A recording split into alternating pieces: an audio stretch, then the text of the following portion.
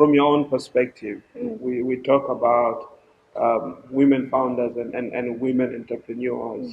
There's been a lot of discussion of providing an opportunity, a platform for them to shine and showcase what they do, also and attract investment.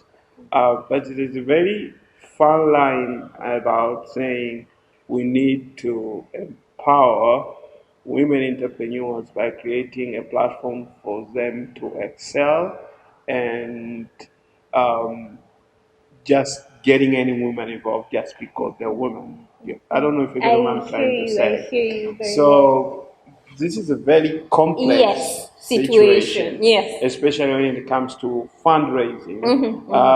Been a lot of discussion, like most of the funds and most of investors are not investing in female-led businesses. And there's been a lot of discussion why this is happening. Is it because they're women? Is it not because they don't have the merits to get the funds? From where you sit, what do you think is a problem and what needs to be done? So I think the issue is like any other business, you need to qualify. If you're going to see an investor, you need to qualify. It's beyond the gender lens. It's about I'm gonna put my money in this. How is your team? How is your idea if unaenda kwa angel investor? Idea yako ina visibility, I mean ina uwezo wa kugrow, ina uwezo wa the viable part of it, the visible part of it, and if it's a business tayari, numbers zake zikoje. So you need to qualify. I think what needs to be done before creating a platform to engage these women is to have a value chain ya systems ambayo inasaidia hizi female-led businesses to qualify to reach the level ya kwenda kuona investor who apply for We need investment. to start women-specific investment and commercial funds. I think it's a very good idea, and it's a good opportunity for for female-led businesses, and I'll tell you why. It's true, all businesses need to qualify, but also let's not forget there's this social demographic limitations that zimewekwa kwa women from how they're raised, from what they're supposed to say and where and when, how they're supposed to behave if they're leader of a business or they're leader of a home. There's supposed to be a neck and not the head. There are a lot of these things that are really, really confusing a woman, especially a woman that knows herself, knows I want to do this, I want to go for this. So I think hiyo inampa kabisa opportunity a woman who is really running a business and she knows her shit. But the challenge inakuja pale ambapo it's giving an opportunity just to anybody because they're a woman. So I think and I believe hizi platforms zote zinazotengenezwa, they still have standards. The first that qualifies you is you're a woman leading a business.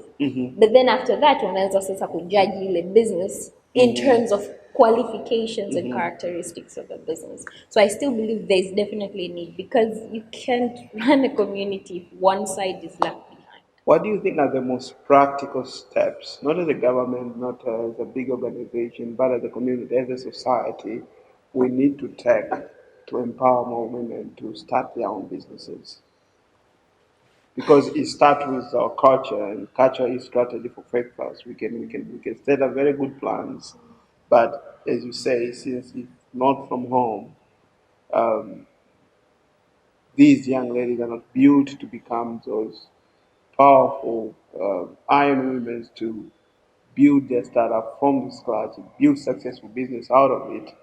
Then whatever work we do when they grow up, as much as it creates some kind of impact, but it doesn't help us to reach that goal. The whole point of us starting as She Found is not leaving one community, one group of a community behind. If at all we want this African community to go anywhere. Now, working with female entrepreneurs for as long as I've worked with, I think it's about 5 to 6 years now. generally. There are three key areas that I've learned.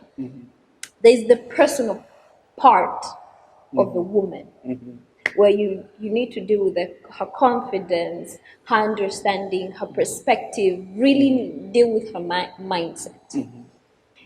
And then there's another part, the system part, where you need to literally teach her how to enforce herself within the system, and let the system automatically adapt and agreeing and accepting that she's there and she's doing something. And then there's the access part of it, whether it's her accessing the market, whether it's her accessing the resources that she needs, whether it's the mentors, the finances, anything that she needs, that's where the challenge is. So I think if we really need to, if we need to really support this community, we need to look at these three parts. Our Whether it's the programs, the projects that we design for these women, really have to do with her as a person, deal with the systems, and then give her access to the resources that she needs to actually move to that stage where we can now say, you know what, I'm going to put my money in this business, or I'm going to do this, I'm going to support you, I'm going to support you.